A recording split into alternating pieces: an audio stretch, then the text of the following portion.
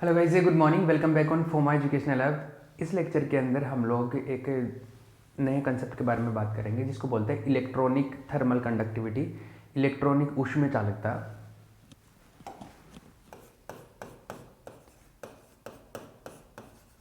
Electronic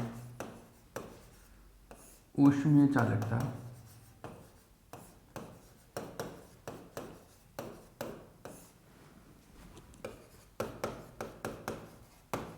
electronic thermal conductivity.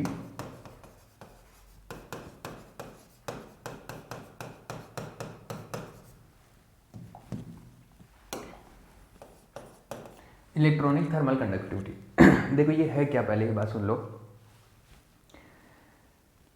कोई भी solid material होता है उसमें हीट एक जगह से दूसरी जगह पे जा रही है, मतलब हीट का कंडक्शन होता है, ऊष्मा का चालन होता है।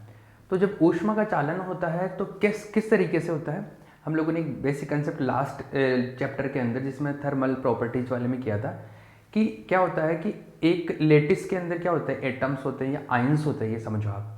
तो लेटिस पॉइंट्स या आयंस जो होते हैं, एक आयन वाइब्रेट करता है, वो दूसरे से वाइब्रेट करते हुए टच होता है, वो तीसरे से वाइब्रेट करते हुए टच होता है। तो एक जगह से एनर्जी इस तरीके से वाइब्रेशन से दूसरी जगह पे पहुंच जाती है। ऐसे होता है, मतलब वो वाइब्रेट करते हैं, दोलन करते हैं, कंपन करते हैं, उसकी वजह से वो पहुंच जाती है। वाइब्रेशन से वेव्स जनरेट होती है और वो एक जगह से दूसरी जगह पे एनर्जी पहुंच जाती है। इस तरीके से थर्मल एनर्जी, ऊष्मीय ऊर्जा एक जगह से दूसरी जगह पे पहुंचेगी। जैसे अगर मान लो कि ये मार्कर है, इसको यहाँ से गर्म कर दिया जाए तो ये धीरे धीरे गर्म होते होते होते होते होते यहाँ तक पहुँच जाएगा। वो कैसे होगा, यहाँ से वाइब्रेशन स्टार्ट होंगे और यहाँ तक एनर्जी आ जाएगी। इस तरीके से ऊष्मीय ऊर्जा का संचरण होता है, प्रोपोगेशन ऑफ थर्मल एनर्जी है। अब जो सॉलिड मटेरियल्स होते हैं उनके बारे में बात करेंगे कि जो स्पेसिफिकली मैं बात करूं मेटल्स की, जो कि वो सॉलिड मटेरियल जो मेटल्स है, कंडक्टर्स की, या मैं बोलूं कि मेटल्स मतलब धातु है। धातुओं में क्या होता है, इलेक्ट्रॉन काफ़ी ज़्यादा होते हैं, इलेक्ट्रॉन फ्री इलेक्ट्रॉन काफ़ी ज़्यादा होते हैं। तो फ्री इलेक्ट्रॉन भी एक जगह से दूसरी जगह पे जाते हैं। लेटिस का वाइब्रेशन तो होगा ही होगा, लेकिन फ्री इलेक्ट्रॉन भी एक जगह से दूसरी जगह पर जाएंगे। क्यों? क्योंकि उनका भी मोमेंट होता है, फ्री इलेक्ट्रॉन रहते हैं तो वो एक जगह से दूसरी जगह पे मोमेंट चलता रहता है, उनका गति होती रहती है। तो अगर ऐसा है कि मान लो यहां पर टेम्परेचर है मान लो T2 और यहां पर टेम्परेचर है T1, तो एनर्जी लेटिस के थ्रू जो आपका कंपन होने वाला है वो तो इधर से एनर्जी इस तरफ आएगी कंपन से, तो लेकिन जो फ्री इलेक्ट्रॉन है, फ्री इलेक्ट्रॉन क्या करेंगे, जो फ्री इलेक्ट्रॉन्स है वो कुछ हायर टेप वो इधर चलते रहेंगे। कुछ तो इलेक्ट्रॉन्स तो रैंडम मोशन करते रहते हैं ना, तो मान लो कि मैं ऐसे बात कर रहा हूँ कि कुछ इलेक्ट्रॉन तो इधर से इधर जा सकते हैं, कुछ इलेक्ट्रॉन इधर से इधर जा रहे होंगे, मान लो रिजल्टेंट आ गया। तो कुछ इलेक्ट्रॉन इधर से इधर जा रहे हैं, कुछ इलेक्ट्रॉन इधर से इधर जा रहे हैं। लेकिन क्या है, अगर टेम्परेचर T2 T1 से ज्यादा है, ये हायर टेम्परेचर है, तो ये देखा गया रिजल्टेंट कि इधर से इधर जाने वालों की संख्या, number of electrons which moves from this side to this side are greater. इधर से मान लो 10 इलेक्ट्रॉन जा रहे हैं इधर और 5 इलेक्ट्रॉन इधर आ गए वापस से, तो रिजल्टेंट 5 इलेक्ट्रॉन जो है वो इस तरफ चले गए, higher temperature to lower temperature. ये एक्सपेरिमेंटली भी देखा गया कि ज्यादातर इलेक्ट्रॉन हायर टेम्परेचर से लोअर टेम्परेचर की तरफ मूव करेंगे। आई बात समझ में? तो यहां पर हम लोगों को यह पता चल रहा है कि इलेक्ट्रॉन की वजह से भी, इलेक्ट्रॉन एक जगह से दूसरी जगह पे जाएगा, वो भी हीट लेके जाएगा, वो भी ऊष्मा को लेके जाएगा वहां पे। तो इलेक्ट्रॉन के थ्रू भी हीट का कंडक्शन होता है। थर्मल एनर्जी इलेक्ट्रॉन के थ्रू भी एक जगह से दूसरी जगह पे मूव हो सकती है। तो अगर इलेक्ट्रॉन की वजह से थर्मल कंडक्शन होता, ऊष्मीय चालकता आती है, तो उसको बोलते हैं इलेक्ट्रॉनिक ऊष्मीय चालकता, इलेक्ट्रॉनिक थर्मल कंडक्टिविटी। और ये उन मटेरियल्स में होता है जिनमें फ्री इलेक्ट्रॉन काफी ज्यादा होते हैं, मतलब मेटल्स में, धातुओं में, चालक पदार्थों में। कंडक्टर्स में ही, कंडक्टिंग जो सॉलिड मटेरियल होता है उन्हीं में ही कंसेप्ट होता है। इंसुलेटर्स में, अचालकों में, अर्धचालकों में ये कंसेप्ट नहीं लगा रहा मैं, ये केवल कंडक्टर्स में लगा रहा हूं। ठीक है? तो ये है इनके लिए। तो ये अब जब इलेक्ट्रॉनों की वजह से जब कंडक्शन होता है तो वो कितना होगा, उसका फॉर्मूला क्या होगा, वो कैलकुलेट करेंगे। तो पहले कुछ लिख लो।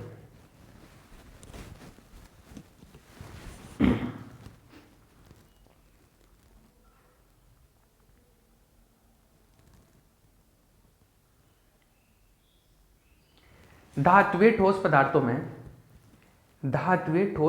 में मुक्त इलेक्ट्रॉनों की संख्या अधिक होने के कारण, धात्विक ठोस पदार्थों में मुक्त इलेक्ट्रॉनों की संख्या अधिक होने के कारण, धात्विक ठोसों में मुक्त इलेक्ट्रॉन अधिक होने के कारण, धात्विक ठोसों में मुक्त इलेक्ट्रॉन अधिक होने के कारण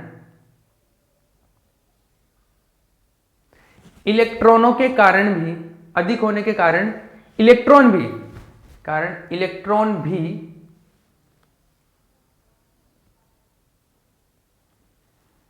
ऊष्मा का चालन करते हैं, इलेक्ट्रॉन भी ऊष्मा का चालन करते हैं। इलेक्ट्रॉनों के कारण, मुक्त इलेक्ट्रॉनों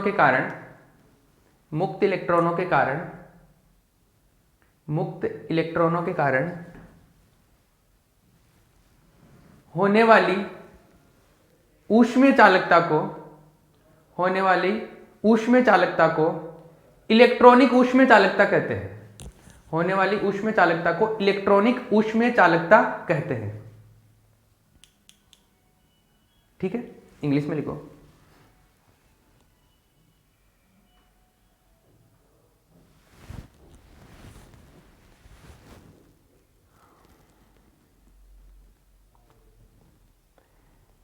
There are lot of electrons are available. There are lot of electrons available. There are lot of electrons available in metallic solids. These free electrons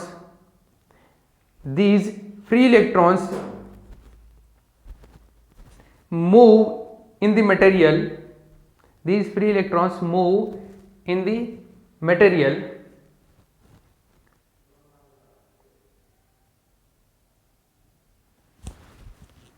so these can carry thermal energy also. These can carry thermal energy also.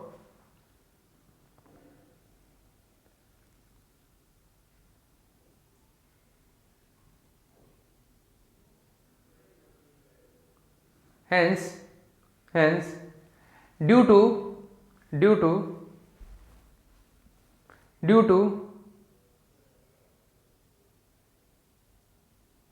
the thermal conduction of free electrons, due to the thermal conduction of free electrons, conductivity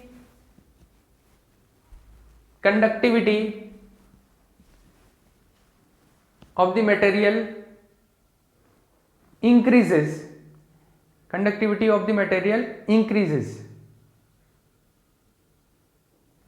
This type of thermal conductivity by free electrons, this type of thermal conductivity by free electrons,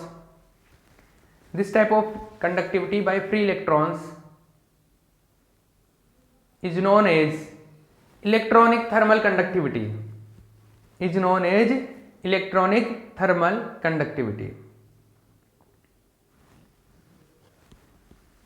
ठीक है।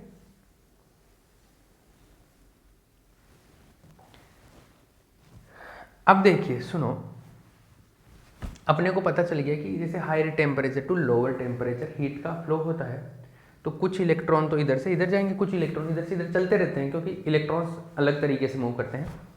Free electron से move करेंगे, but ज़्यादातर electron higher temperature to lower temperature ज़्यादा जाएंगे, lower to hire कम आएंगे, तो resultant जो एनर्जी का फ्लो होगा वो हायर टू लोअर ही होगा। ठीक है, ये समझ में आ जाएगा।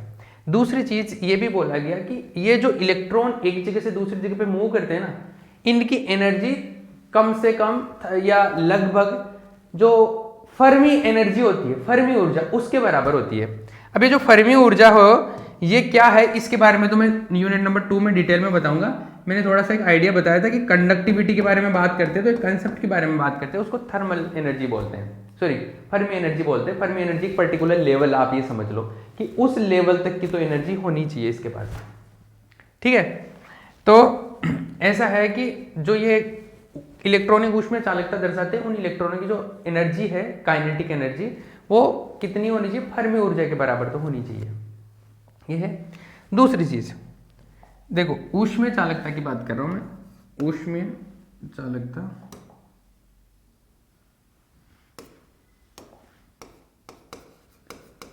ऊष्मीय चालकता, थर्मल कंडक्टिविटी,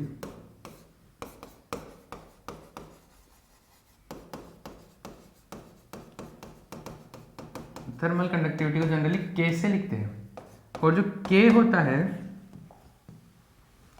ये के दो थर्मल कंडक्शन, ऊष्मीय चालकता दो प्रकार से हो सकती है, दो टाइप से हो सकती है। एक तो लेटिस के वजह से, जैसे मैंने पहले बताया कि लेटिस की वजह से, और एक फ्री इलेक्ट्रॉन्स की वजह से।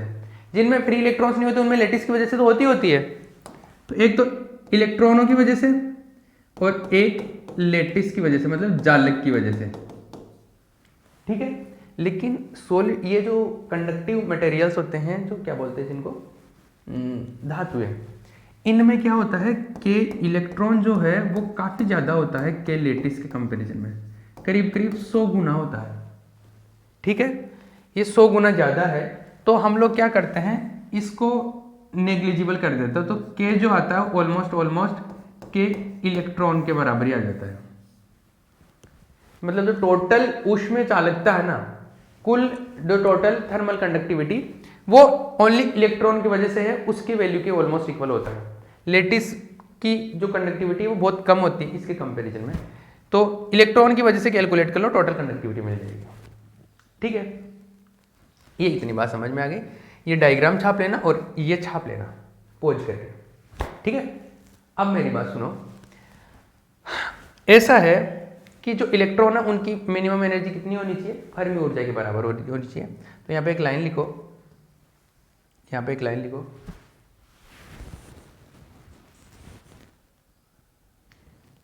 ऊष्मीय चालन के लिए, ऊष्मीय चालन के लिए मुक्त इलेक्ट्रॉनों की ऊर्जा लगभग, ऊष्मीय चालन के लिए मुक्त इलेक्ट्रॉनों की ऊर्जा लगभग, ऊष्मीय चालन के लिए मुक्त इलेक्ट्रॉनों की ऊर्जा लगभग फर्मी ऊर्जा के बराबर होती है।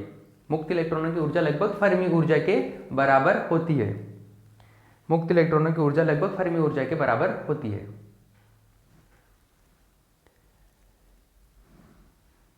The energy of free electrons for thermal conductivity, the energy for the energy of free electrons, the energy of free electrons for thermal conductivity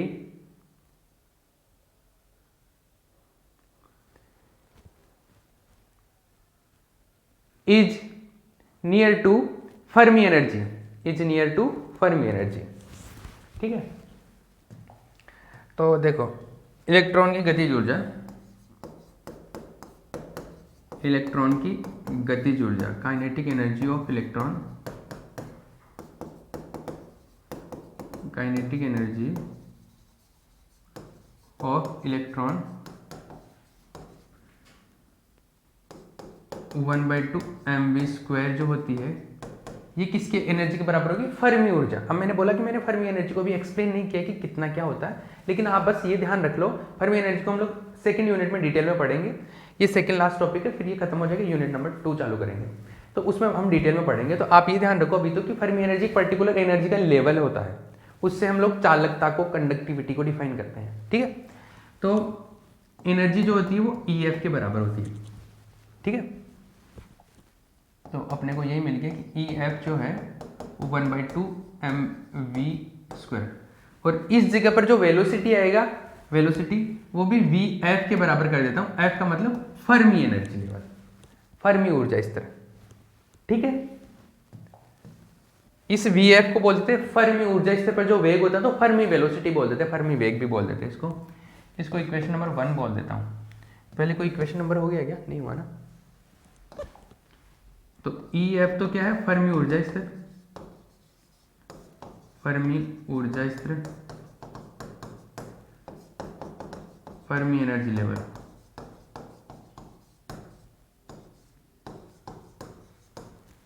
और जो Vf है फर्मी वेग बोल दो इसको, फर्मी वेलोसिटी।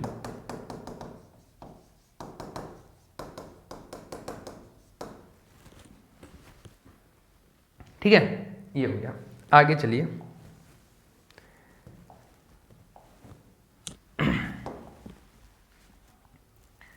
ऊष्मीय चालकता। ऊष्मीय जो चालकता है उसका जो फॉर्मूला है वो इस तरीके से आता है, thermal conductivity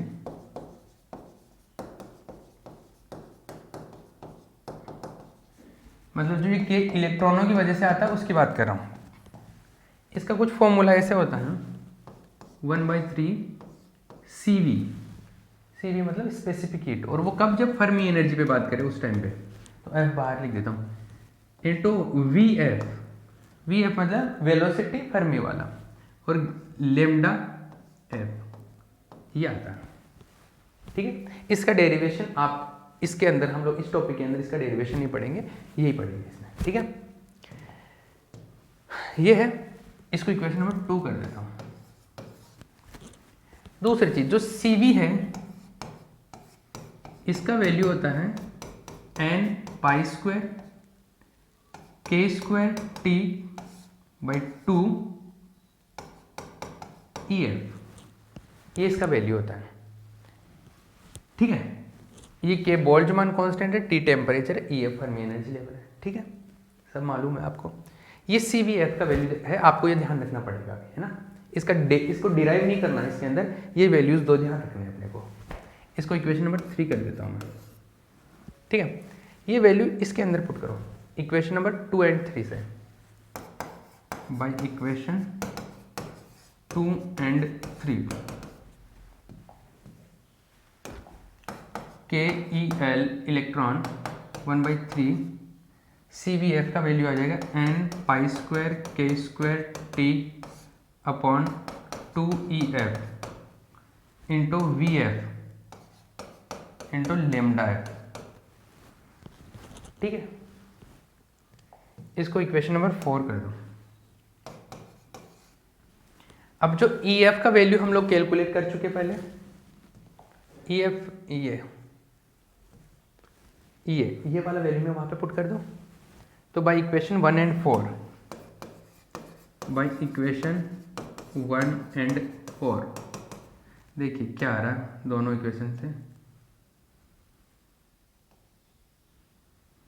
KEL is equal to, यह आएगा 1/3 into n² k² T upon 2 EF का वैल्यू आएगा 1/2 m VF का square into VF into lambda. ठीक है, इसमें एक VF तो इससे कैंसिल आउट हो गया, 2 से 2 कैंसिल आउट हो गया, और जो बाकी बचा उसको हम लोग लिख देते हैं। के इलेक्ट्रॉन वो आया 1/3 m n² k² T upon lambda F भी बच गया, लेमडा F अपॉन VF। या ठीक है, इसको कर दो इक्वेशन नंबर 5। आगे चलिए, आगे देखते हैं। लेमडा क्या होता है? लेमडा होता है माध्यमुक्त पथ, मीन फ्री पाथ, माध्यमुक्त पथ, mean free path, mean free path. और मीन फ्री पाथ होता है लेमडा, और ये होता है v इंटू टाउ। ये हमने पहले पढ़ा है, लास्ट लेक्चर में भी मैंने इसको रिपीट किया था, ड्यूड मॉडल में हमने पढ़ा है। तो लेमडा अगर f है तो ये भी f है, फर्मी एनर्जी के टाइम पे बात कर रहा हूँ ये। अब जो लेमडा एफ है उसका वैल्यू मैं यहाँ पे पुट कर सकता हूँ। तो भाई equation number 5 and 6,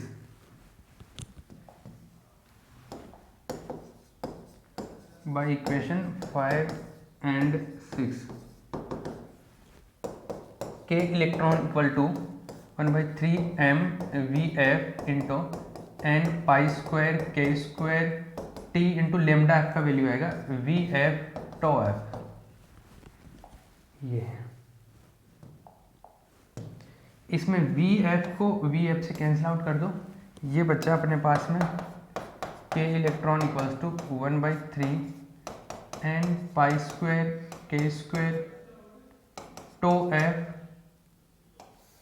upon m, ये मिला और इसमें बचा t, टेम्परेचर बाहर बच गया। ठीक है, ये आया। एक बार मैं फाइनल वैल्यू देख लेता हूँ, कुछ मिस्टेक तो नहीं किया हमने। पाई स्क्वायर अपॉन 3 n के स्क्वायर टो m। ठीक है, आंसर बिल्कुल करेक्ट है। अब देखिए ये के इलेक्ट्रॉन आ गया अपने पास, पॉज करके कॉपी कर लेना भैया। ठीक है, अब देखिए यहाँ से तो ये पता चल रहा है कि के इलेक्ट्रॉन जो है ये टॉक के प्रोपोर्शनल है, सॉरी टेम्परेचर के प्रोपोर्शनल है। लेकिन ऐसा क्या होता है, इसमें है क्या, इसमें ऐसा है सिंस टो एफ जो है, tau F is also proportional to 1/T। ये भी ताप के क्या होता है, व्युत्क्रमानुपाती होता है। ताप के व्युत्क्रमानुपाती होता है, व्युत्क्रमानुपाती है, inversely proportional to temperature, inversely proportional to temperature, inversely proportional to temperature है। तो के इलेक्ट्रॉन देखिए, के इलेक्ट्रॉन जो है यहाँ पे टो एफ का वैल्यू 1/T की टर्म्स में आएगा ना, तो T से T कैंसिल आउट हो जाएगा, तो टेम्परेचर बचेगा ही नहीं अपने पास में। और टेम्परेचर बचेगा नहीं मतलब टेम्परेचर का टर्म ही नहीं बचेगा, सारा जो आएगा n भी कांस्टेंट है, नंबर ऑफ पार्टिकल पाई भी कांस्टेंट, के बोल्ट्जमान कांस्टेंट, m भी कांस्टेंट, सब कांस्टेंट आएगा। और सब कांस्टेंट आएगा तो टेम्परेचर पे डिपेंड ही नहीं करेगा, और टेम्परेचर पे डिपेंड नहीं करेगा तो क्या हो जाएगा, टेम्परेचर पे डिपेंड नहीं करेगा तो कांस्टेंट वैल्यू आएगा इसका, नियत मान आता है। इसका मतलब ये है कि इन मटेरियल्स के लिए जो इलेक्ट्रॉनों की वजह से जो थर्मल कंडक्टिविटी आ रही है ना, इलेक्ट्रॉनों की वजह से जो ऊष्मीय चालकता आ रही है वो कांस्टेंट है, टेम्परेचर पे डिपेंड नहीं करेगी। ये जो हमने ये पढ़ा इसके हिसाब से। ठीक है, तो यहाँ पर एक चीज़ लिख सकते हो, तो अतः जो के है टोटल वो के इलेक्ट्रॉन के बराबर होता है, और ये क्या आ गया, नियत आ गया, कांस्टेंट आ गया।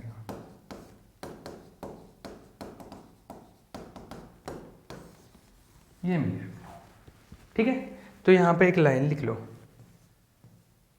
ये छाप लेना पहले तो, और फिर एक लाइन लिख लो, पॉज करके कॉपी कर लो, फिर एक लाइन लिखो। अतः अतः अतः ऊष्मीय चालकता, ऊष्मीय चालकता का मान, इलेक्ट्रॉनिक ऊष्मीय चालकता, अतः इलेक्ट्रॉनिक ऊष्मीय चालकता का मान ताप पर निर्भर नहीं करता है। अतः इलेक्ट्रॉनिक ऊष्मीय चालकता का मान ताप पर निर्भर नहीं करता है। Hence, electronic thermal conductivity does not depend on. Hence, electronic thermal conductivity does not depend on.